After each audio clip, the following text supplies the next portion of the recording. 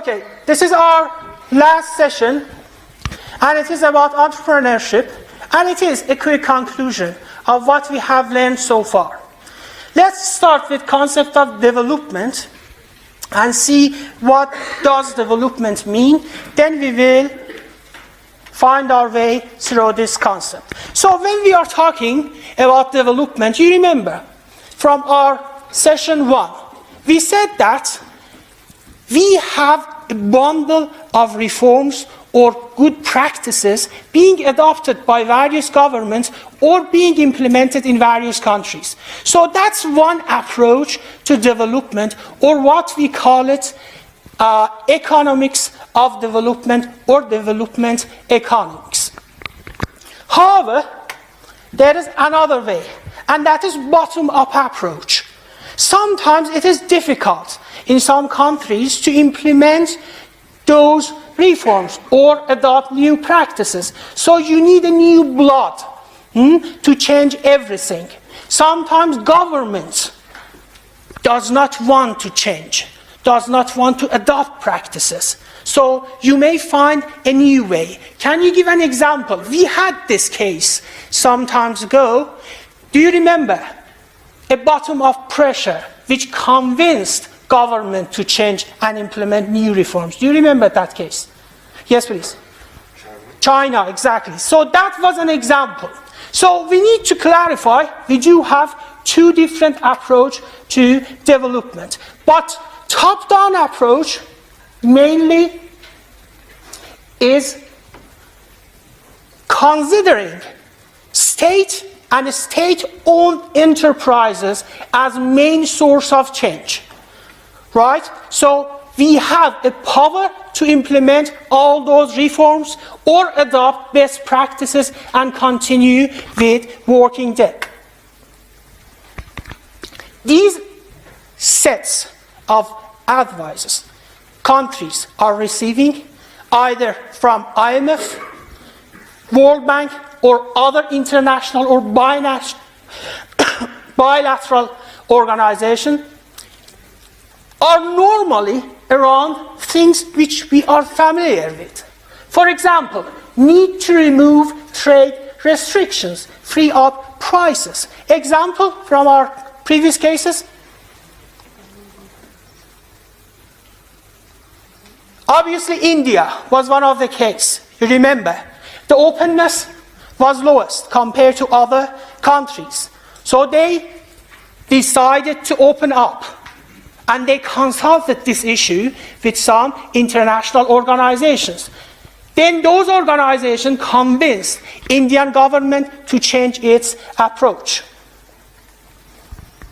But there is no doubt, even when those international bilateral organizations advising something, suggesting something to various governments, in the end, this is the state who should decide whether we are going to implement these reforms or adopt these practices or not.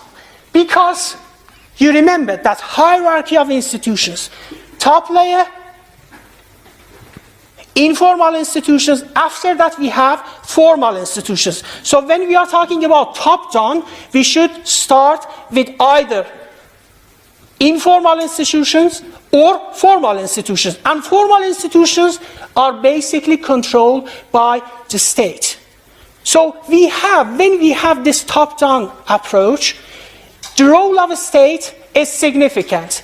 If the state government is reluctant, we may face lots of problems. In the meantime, even if the state decides to adopt those reforms, best practices, there might be some low-level managers, authorities, put themselves against these reforms.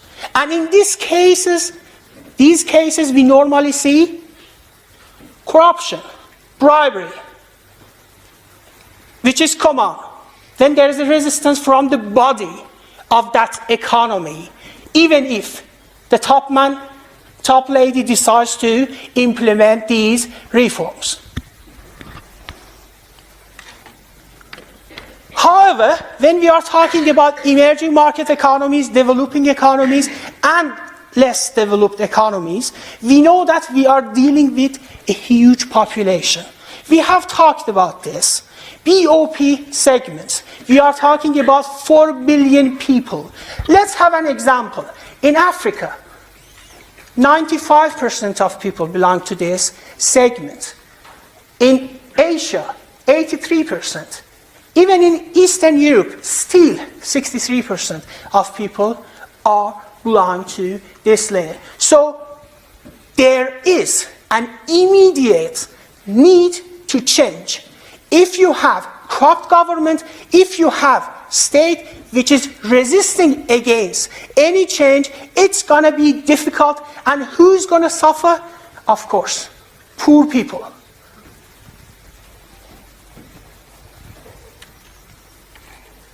So, there is no other way. If we want poverty to become historic, there will have to be growth. If the state, the government, is not in favor of these reforms, we have a big problem. And we see this in numerous cases. We have studies, or you will have enough time in future to study. Many African countries, many Latin American countries, many Asian countries, even some European countries had this problem, or still they have this problem. So what happens? In this case, some innovative people, wise people, enthusiastic people decide to change the country themselves, rather than relying on the power of the state. We call them,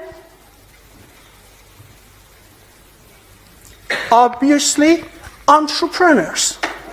However, when we are talking about institutional change, when we are talking about changing social norms, helping people, this is not per se for-profit entrepreneurship. So we need a new definition for these type of entrepreneurs and these types of entrepreneurship. So bottom-up, market-based strategies for indigenous transformation of development of developing countries or less developed countries comes from sometimes lower layers, ordinary people. But they are genius, they are innovative, they are creative, they are wise. They know how to exploit an opportunity which can, of course, produce wealth for them, but it will have huge effect on the whole economy as well. Let's now define what is entrepreneurship.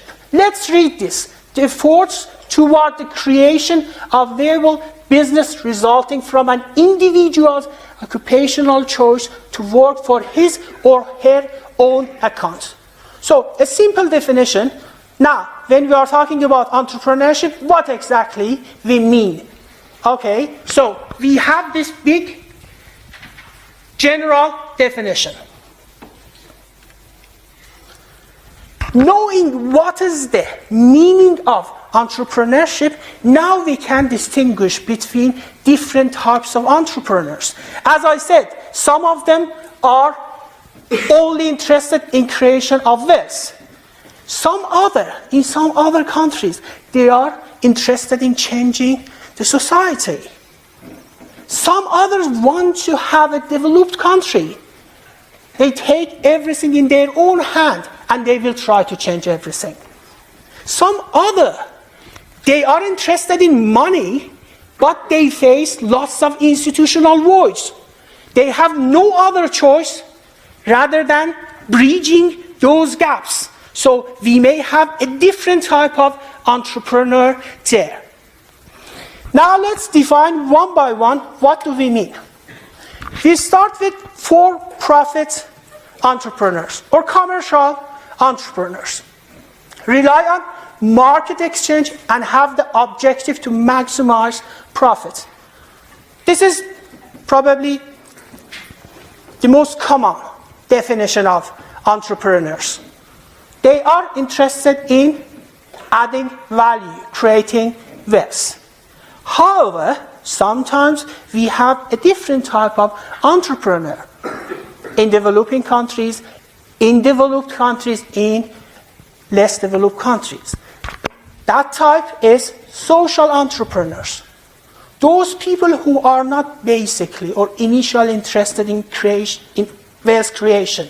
They want to help other people.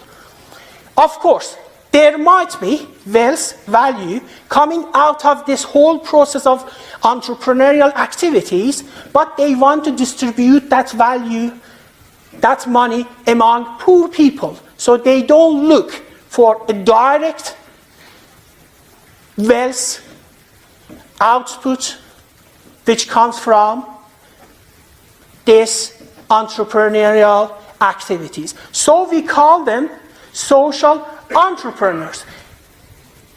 Sometimes charity motives, sometimes social wealth. Sometimes simply they want to become famous. They want to become role models in various societies. So we have a different type of entrepreneur. Now we reach to the third type, institutional entrepreneurs. As I said, sometimes they want to change. Now, let's say they want to earn more money. They have a good idea.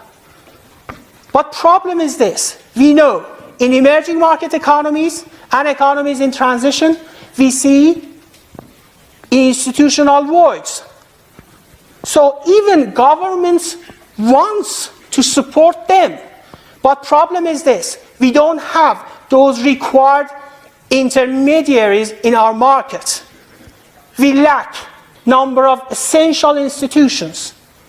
So either they should stop and do nothing, or they should have a strategy to fill these gaps, to bridge these gaps, to fight against institutional voids. And based on this idea, we have another type of entrepreneurship, which is institutional entrepreneurship. But let me just go back and show you the graph, and then I will talk about development entrepreneurship. So, we talked about for-profit, commercial, institutional, and social entrepreneurship. But when we have a mixture of all these three, we have development entrepreneurship. This is the type which we are interested in particular in many emerging market economies and developing economies. People who can develop their own country rather than asking for help which comes from outside, like IMF, like World Bank, or waiting until government decides to solve everything. So they start from the scratch. Either they have social motives or they want to create wealth. But the idea is this: to produce something valuable for them, of course, and in the end, results will develop the whole economy. Now let's move and look at the definition. Development entrepreneurship seeks to change directly the institutional frameworks. So you see degree of institutional entrepreneurship here.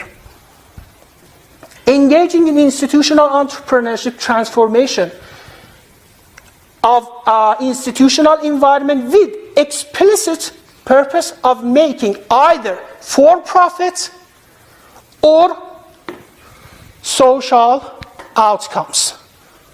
So we talked about macro development, top-down. Now you see a different approach, bottom-up approach. Now, knowing these definitions, look back, week 3, week 4, week 5, we had a number of tutorials. And if you look at them, now you see that, hey, look, I think this definition helps me to understand what they were doing or they are still doing.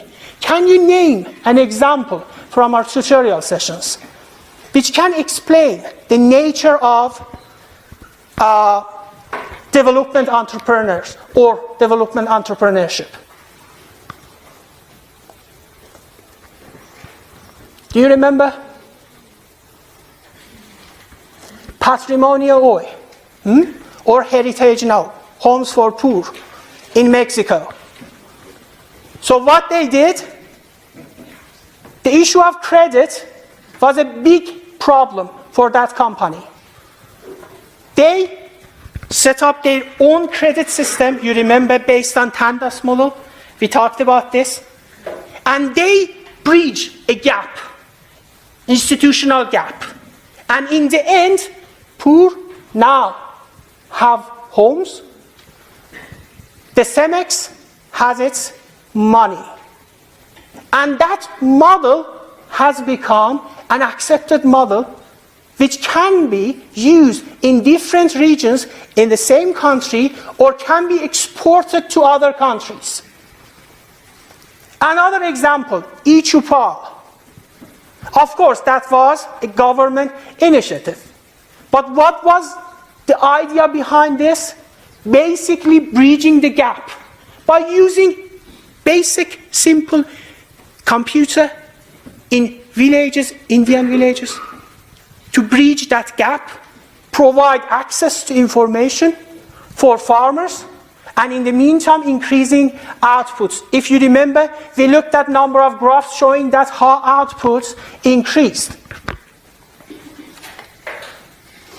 Okay, we have three key persons in this field, and we will briefly look at their ideas.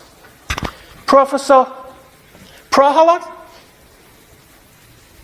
Professor Yunus, and Dr. DeSoto.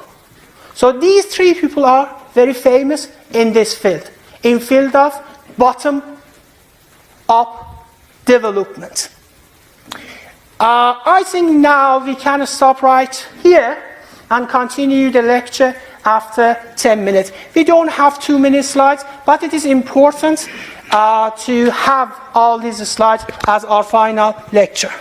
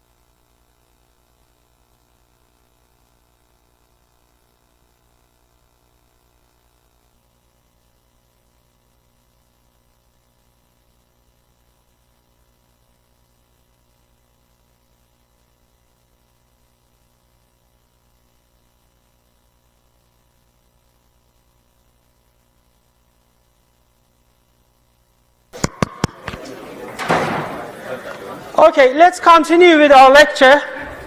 So as I mentioned, we are just going to talk about ideas of Professor Prahlad, Professor Yunus, and Dr. DeSoto. Let's start with Professor Prahlad. Can I have your attention, please? The ideas he's talking about in terms of entrepreneurship are familiar. We have been working on his idea without knowing that those ideas belong to Professor Prahlad. Examples: patrimonial oil. Examples: e-Chopal. Example: E7. All of them are based on what he prescribed for development. What he says is simple. He says that there is money in the BOP segment. But because companies, people think that poor are poor and they are not able to afford to buy anything, we shouldn't invest on them. In the meantime, they are neglecting the number of people who are living with minimum wage. So here we need to mention the concept of economics of scale.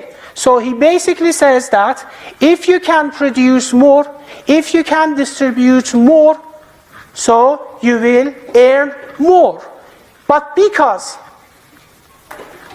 profit margin for poor people are lower in general, is lower, and comparing various products are generally lower, producers, business owners are reluctant to invest on BOP segments.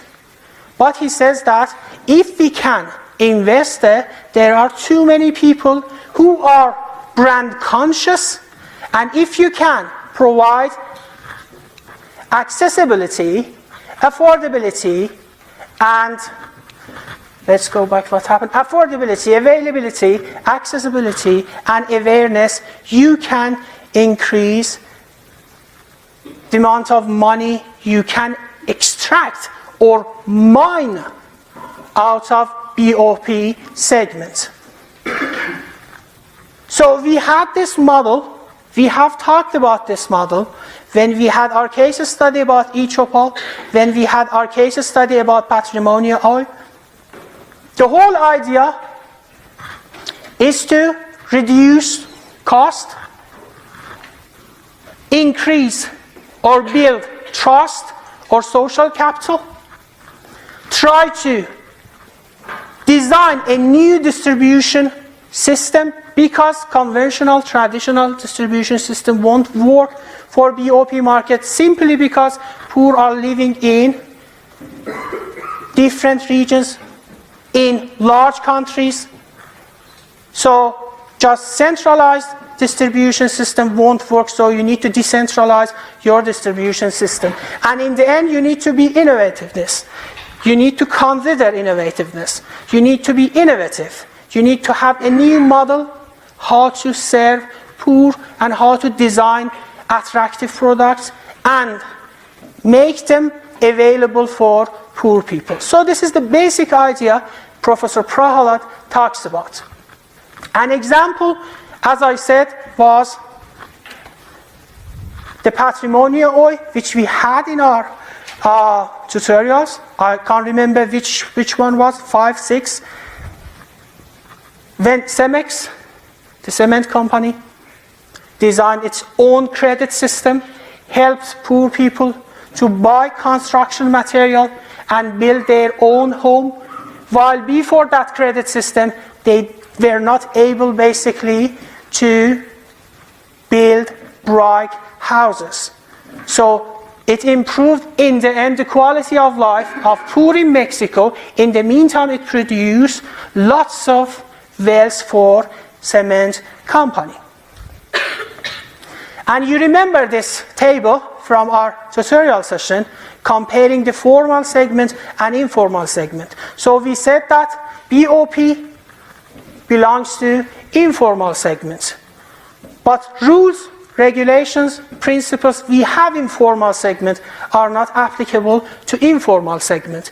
Informal segment has its own nature, has its own characteristics, has its own features. So you need to have a completely new system in order to produce something for informal segment. For example, in terms of relationships, formal level stops at distribution level. But in informal, it requires close tie with end customers, which again reflects the issue of people living in different geographical areas, and you need to have decentralized distribution system in order to take your products to the main or targeted market. Another thing about sale, when you are dealing with formal segment, higher revenue per customer, of course, because they have money, so they are ready to spend. But when you are dealing with poor, you should consider lower profit margin per sale, but you will sell too many products, because we are talking about 4 million people. So far we have worked on these ideas. Let's move to the next thing. What Professor Yunus did in Bangladesh. Probably you know him, and let me ask this question. Do you know what he did there? Any idea? So he emphasizes on credit, microcredit. It is a familiar thing. When we were working on patrimonial oil, the biggest problem was people didn't have credit history. Okay, so they couldn't borrow money from bank or other financial institutions. What Professor Yunus advised is simple. Let's start with small or macro finances. And let's trust to poor people. Not only you will earn lots of money, but also you will empower them. So he started with an idea of Grameen Bank. For some reason this pointer is not working. Sorry for this disruption. I don't know what is the problem. Okay, so he started with this idea, Grameen Bank. Basic thing. Small amounts of money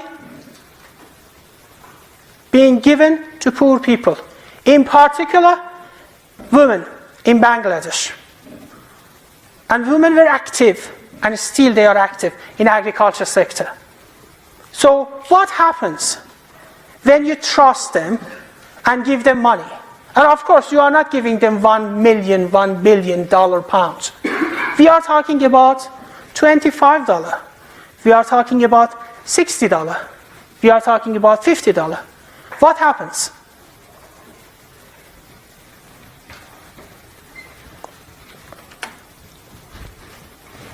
It is simple. It attracts 7,000 other micro lenders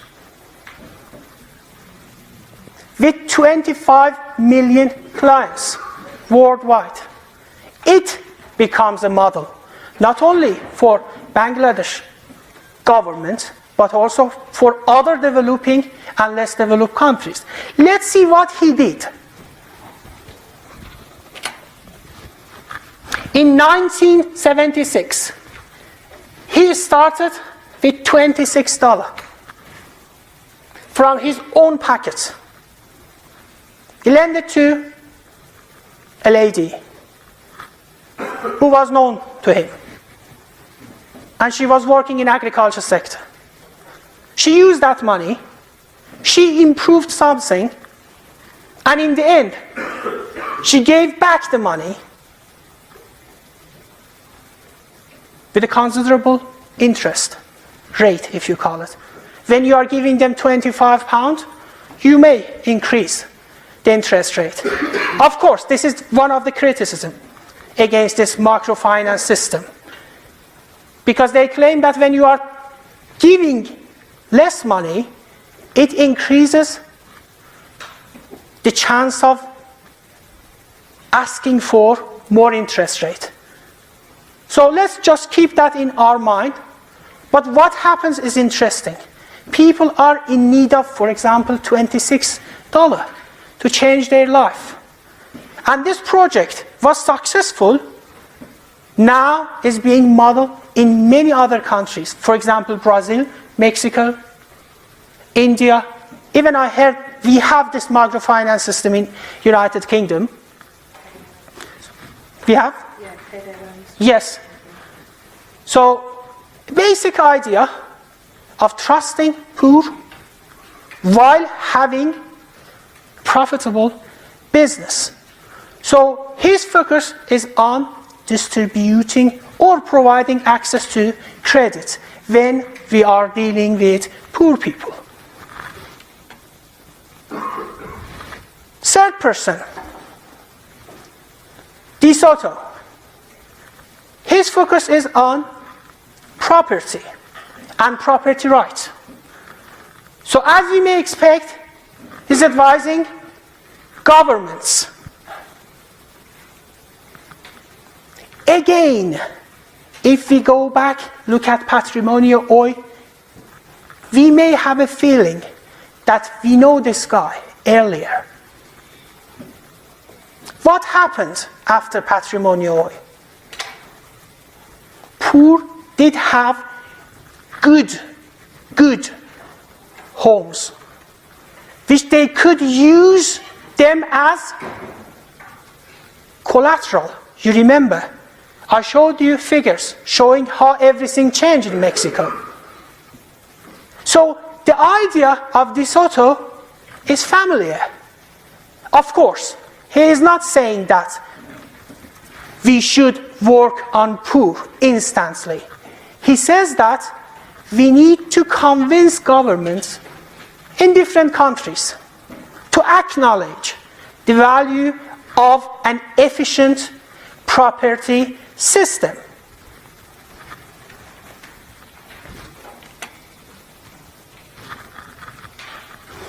He believes if you can acknowledge what poor already have,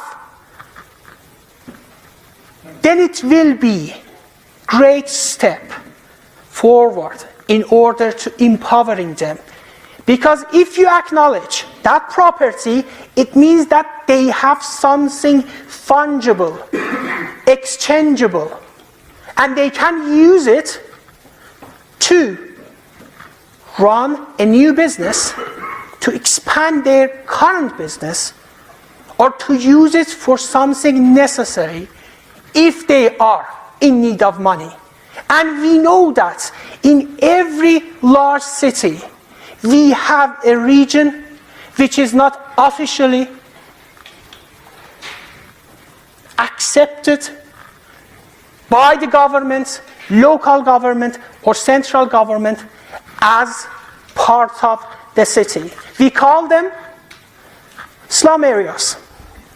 Orangi area in Pakistan, Dravi area in India, Mexico, Brazil. We have lots of these slum areas. People are living there. We will look at Dravi soon. People are living there. Sometimes they have businesses there. They have homes. But because all of them are happening in extra-legal environment rather than legal, what we have? Debt capital rather than assets. So the whole idea here is to turn that debt capital to asset that can be exchanged, that can be used to produce further value. So, we have a big question, which is very important. How to achieve sustainable improvements in living standards in developing and least developed countries based on what DeSoto suggests. Now, we are going to watch short video clip. Please pay attention This video is very important and you will find lots of useful information.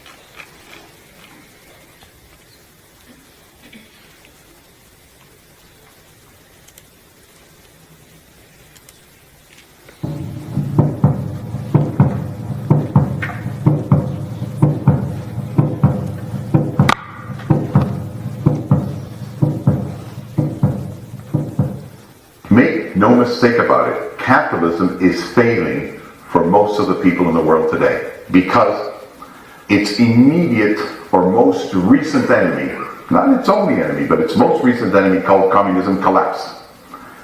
And all the world said, good, we accept the capitalist system, and it isn't working in the majority of the world.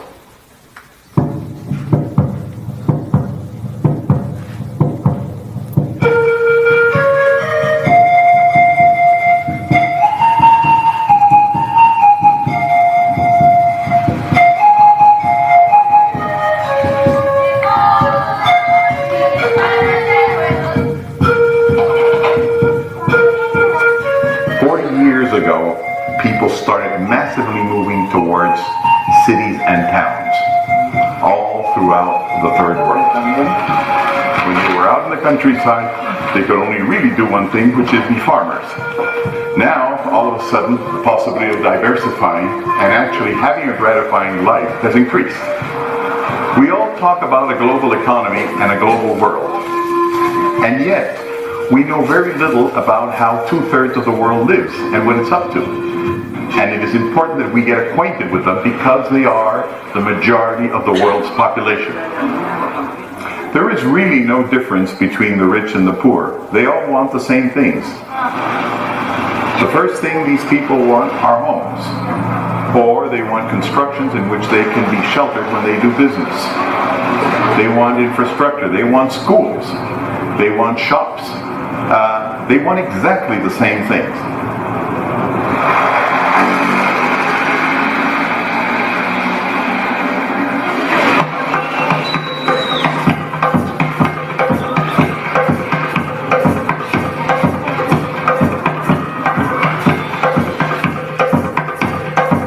They've migrated.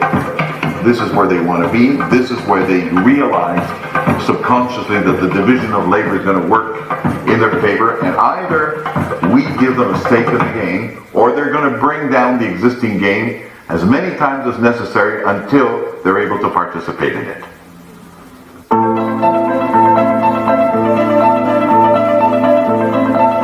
Wherever you go in the developing world, you will see lots of children.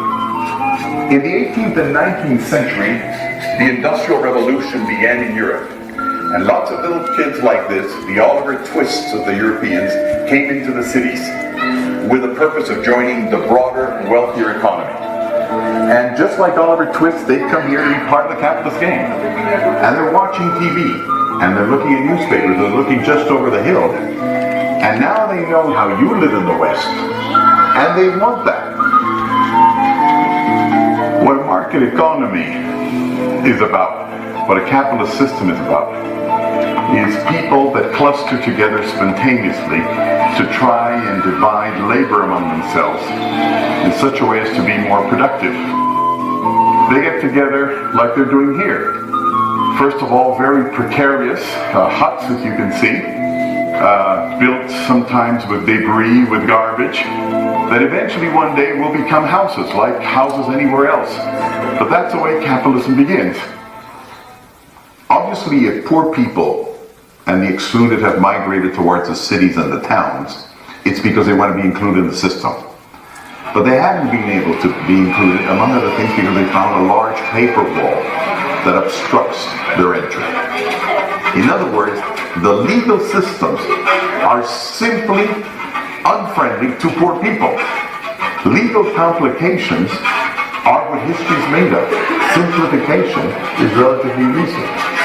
2/3 of the world's population, 4 billion people, are locked out of the capitalist system. They want to participate, but they can't, because participating means being able to make safe contracts with everybody, being able to get credit, having an identity that will be recognized on a broad scale throughout the world, and having the possibility to organize production so that they can enter foreign markets. They can't. So what they've done is created their own legal system, what we call the extra-legal system. That's why we don't term it illegal. Extra-legal does not mean lawlessness. It means that they're outside the formal written legal system, but that they have their own rules, very specific ones, on how to hold on to property, how to differentiate between owners, how to make contracts, how to enforce contracts, how to give credit, how to respect families, how to create families. Extra-legal simply means that outside the formal legal system, a new system is being created, made of customs and procedures that people consider legitimate and efficient. Here, what you can see behind me in those buildings, in the high-rises, in the glass structures, are what is the minority in any developing or former Soviet Union country. We're the westernized people. We live very much like most of the citizens in the North Atlantic, in the developed countries of Asia. But in fact, we are a minority. We are really the marginals of the country. We are not the mainstream. The fact is that the majority of the people work and live outside the legal system. These people are the engine of growth. Without hardly any assistance from the outside world, they are changing slums into cities. It's these people that produce the wealth. These people have assets. The total value of their homes in Peru is about $80 billion. They've got shops, and they have an identity. There is no way an entrepreneur can really create huge amounts of wealth unless he's got all these tools of the law that we take for granted. And we even forget that most of us didn't have access to them until the 1850s, when in New York, Dudley Smith was the first to make reforms in the world so that you could create a company in the US without an act of Congress. So we've got to understand that either we quickly make capitalism friendly to the majority, or that majority will find an alternative ideology, as it always does. It could be called communism, it could be called fascism, it could be called al-Qaedism, it could be called castrism. It'll find an alternative because people are governed by ideas. Don't be fooled. Poverty doesn't incite people to terrorism. People get angry and violent, and terrorism grows when people feel excluded. The first way to beat terrorism is make everybody feel that they're part of the society. Right. So based on what he said, what do we understand? So the first thing is inclusion. So we need inclusive system. It can be an inclusive property right system, inclusive institution directed by government. Somehow we need to give them their identity and turn them to become a real citizen of a country they reside. So we need to move that extra-legal environment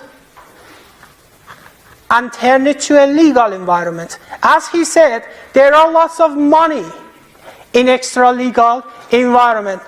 Shortly, I will show you some figure which is giving a good picture of how much money is there. And many developing economies, many emerging market economies are not able to mine that money and create a link between extra-legal environment and legal environment and turn the dead capital to assets that can be sold, that can be exchanged that can be saved, that can be part of the new identity for poor people, or no, people who are living in extra-legal environment. So, two things we need to know. These people normally are living in extra-legal environment. Extra-legal doesn't mean illegal. It means just out of law. So their presence is a de facto thing. Government accepts them as a reality, but he cannot do anything. Because neither government is able to ruin those slum areas, nor there is a capacity in the state, in its institutions, to accept this extra-legal possibility, capacity. So let's define debt capital, which we have mentioned a number of times when we had case study of Patrimonial, E2PAL, and E7. Assets that cannot be used in formal transactions, such as establishing collateral for loans, because they are not recognized legally. So, legal aspect and value. For example, the informal or extra-legal sector, nearly 92% of businesses, 76% of rural properties, and 65% of dwelling in 12 Latin American countries. Huge economy. And we are not talking about illegal economy. We are talking about extra-legal economy. A big potential for developing economies, if they can mine money out of this economy. How much does it worth? $1.2 trillion. Now it is mind-blowing. Just imagine if they are able, if Brazil is able to mine some of this money,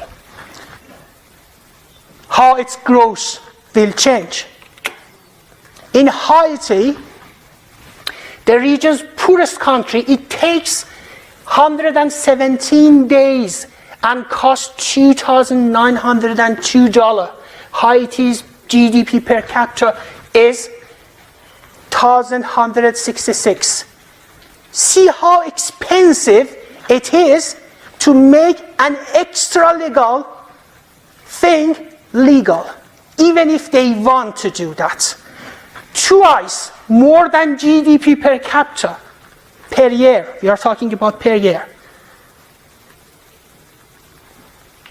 And then now it does make sense when we had those tables about doing business. And you can compare it with these figures. So these are also realities. We were complaining about time required to register a property in Russia. This is the harsh reality, and huge potential, of course. So, this part is very important. I have uploaded a chapter as part of our reading list, a chapter from DeSoto's book. You have access to that. And apart from reading our two main books, please invest some time and read that chapter for your exam. We will have a quick review of what that chapter tells us about extra-legal environment. But I want to start with a short and quick discussion. We have two different pictures here. Two different, let's say, types of home. What are the differences between these two?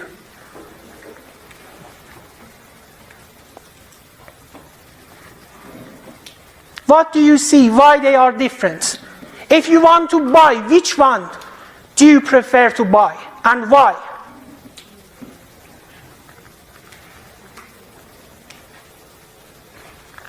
Yes, please. One on the right, more secure. Secure. What do you mean by security? Well, in terms of hurricane hitting. Good. So quality of building. 1 point. Valid point. What else? Organized process. What does it mean? Basically, I know that if I buy that property, I'm going to have that property, whereas if I purchase, How do you know that? because it's got an institution that backs it. Exactly. Look at this one. This is not even part of the whole, part of this building. But it gives us lots of information, as your friend mentioned. It is part of a network. It is part of a system. What else?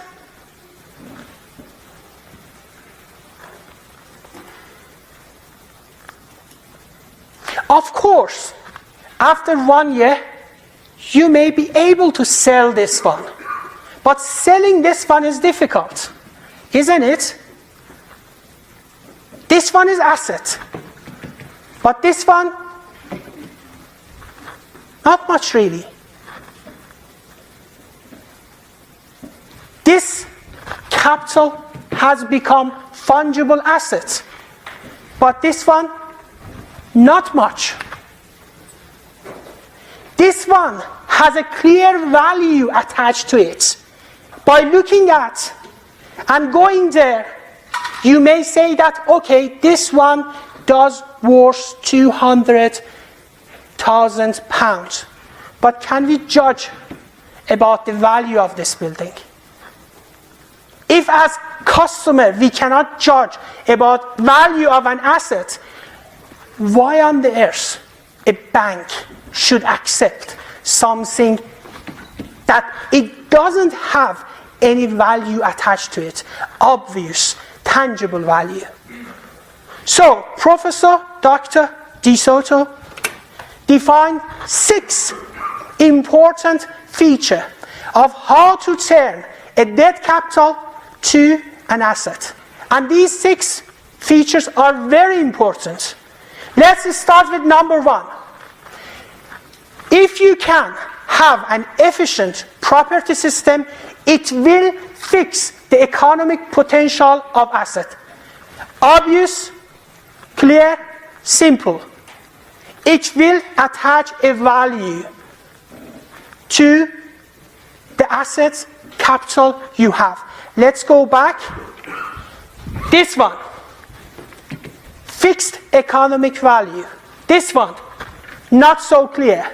So the first effect of property right system, efficient property system, is fixing the economic potential of assets. Any question? This one is clear. Number 2, making assets fungible. What does it mean?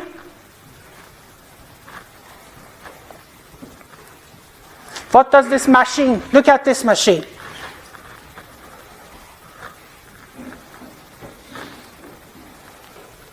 It's near Christmas, so if you have one of these, it's interesting. What they do, they are putting something inside this machine and getting something out, something different. So what does it mean now, making assets fungible? Say again? Say again, please. Adding value. Adding value and?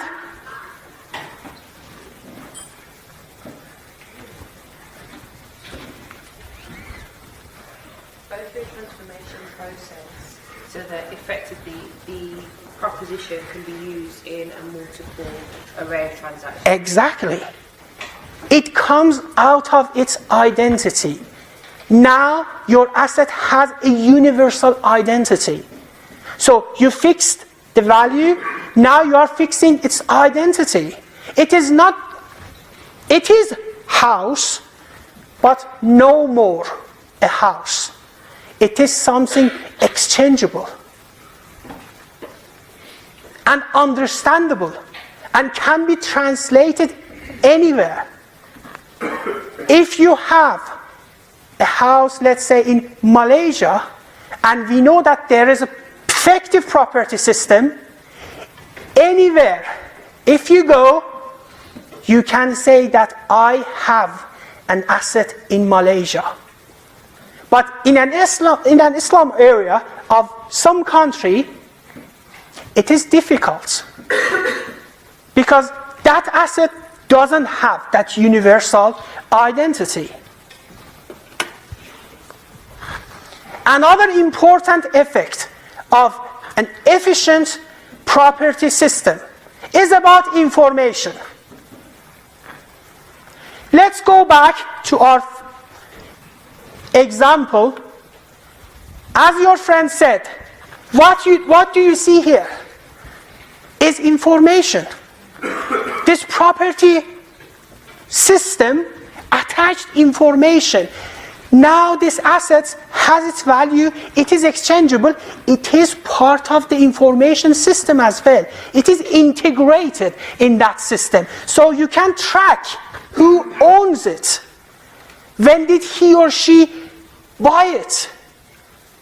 What is going to be the future value of this asset, whatever it is? It is a bike, it is a house. So the third effect is integrating into information system.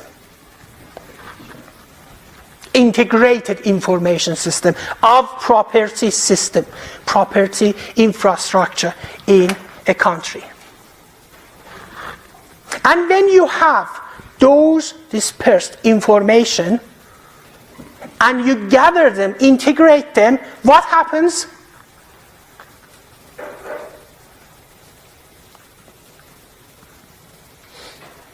Now you can expect that someone is going to be accountable about that particular asset. Value, exchangeability, information, now you know who owns this, who is accountable for this asset. There is an identity attached to the owner. That's another important thing. So if you buy something here, and if there is a problem, you can go and ask from the previous owner, what happened to this asset? Why you haven't told me anything about this problem? So this system can also make people accountable. Effect number 5 is networking. It is pretty much simple. Now we have that information attached to our asset. We have integrated all those data in a system. Now we can use that system as a base to network all other assets and assets owners and have a database of what people own and secure them. This is the important effect. Safeguard them. Now it is possible for the state or government to safeguard those assets. And number 6, last effect. It is simple and basic. Because it is too obvious for many of us, we neglect this important effect. And that's the protection. The property system now can protect your assets. Nobody can own it. Nobody can steal it. Of course, physically, yes. But in the end, you are the owner. So we don't see these 6 effects in many developing or less developed economies. And Dr. DeSoto's idea is to have a system that can provide and secure positive outcome of an efficient property system. Before we move to our no more than 4 or 5 slides, do you have any question? Is it clear for everyone? And don't forget, please invest some time and do read that chapter, which is now accessible on your blackboard. Okay, we will talk about Ravi slum area in our last tutorial session. And it is an important thing. And it is linked to what we talked about just a second ago about property system effects. Do you know anything about Dravi slum area? Anything particular? Anything interesting? Anything fascinating? So I'm just going to give an introduction, then we will talk about this case later in our tutorial session. So first of all, what you see, lots of good looking buildings, an area filled with low quality buildings. Usual things in many developing countries. Brazil, Mexico, Russia, as I said, in Pakistan, Orangi slum area, in India, lots of them, but the most famous one and the largest slum area is Dravi slum area. Let's know a little bit about the history behind this. It is the Asia's largest slum. Interesting point. 1 million people are living there. In our previous tutorial session, we said that Botswana has only 2 million people. And it is a country. And it is pretty much like a country. Rents can be as low as $4. However, the fascinating thing about Dravi slum area is its industry. Thing that you may not realize when you are looking at picture. It has two parts. Residential part, this one, and industrial part. But what is fascinating about industrial part? Can you guess? Does it produce for some of the larger corporations like Aston and Walmart? Exactly. Apart from that,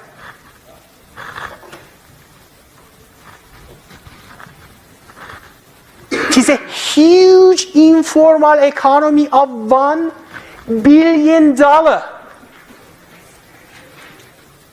Now you see and you understand potentials in these developing economies. And if we can have an effective property system, we can add this 1 billion to the economy. And you may see too many of these 1 billion informal economies in various developing economies like Brazil, Mexico, China. So what makes this case unique? It's its contribution to the economy. And interestingly, what they produce is being exported to many countries. And it has a fascinating recycling industry. You see the picture here. Very effective. Producing lots of money.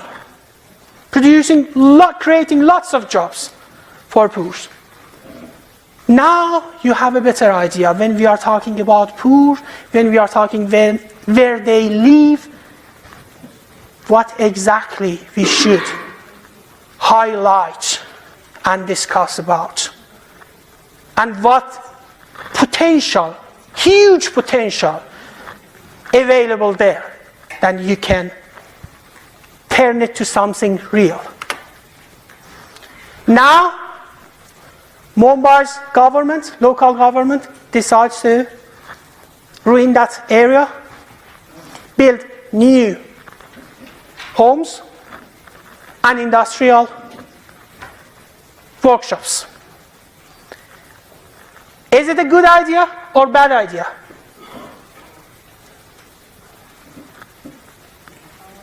Good. How many people do agree that this is a good idea? Can I ask you raise your hand if you do agree? And if not, why if you agree it is a good idea, why not if you think that this is not a good idea? Yes, can I ask why do you think it's good?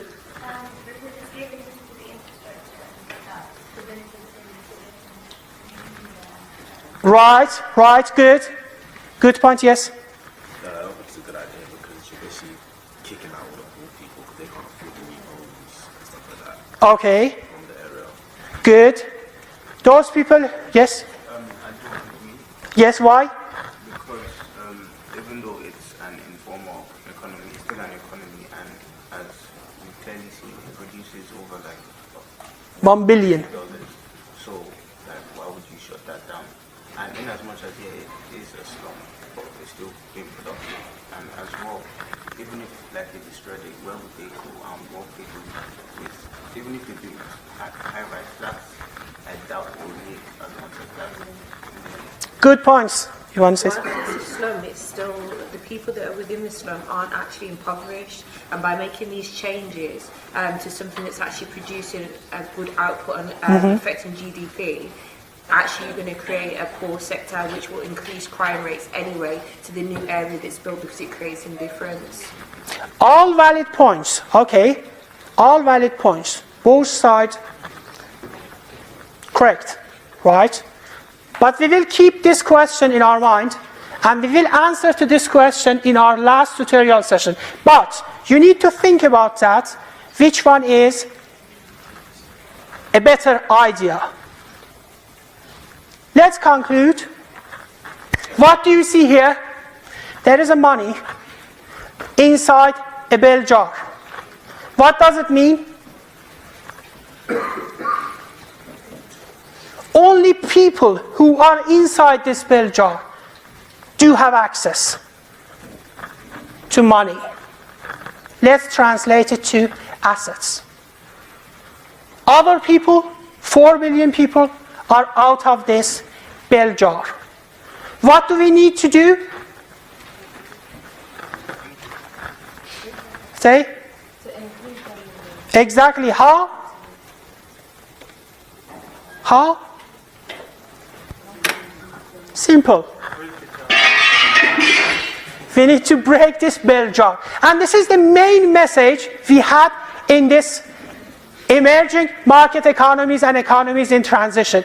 This was our last lecture. I hope that to some degree you have learned some interesting points. We will have one revision lecture session, not lecture session, revision session next week, and we will have an important tutorial session again next week.